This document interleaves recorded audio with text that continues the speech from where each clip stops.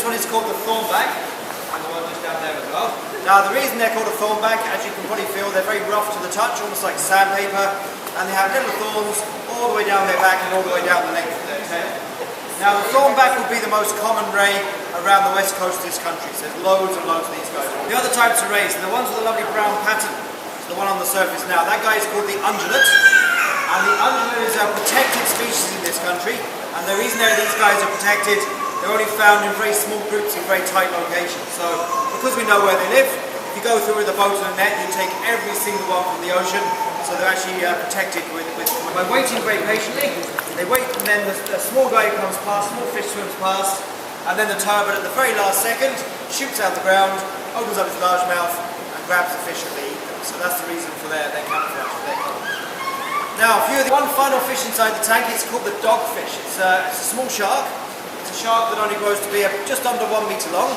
They're the smallest shark here, that's one coming right down here. Smallest shark that lives around this country.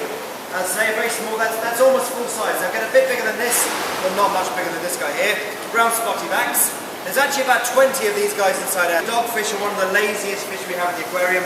They'll sleep for hours and hours and hours.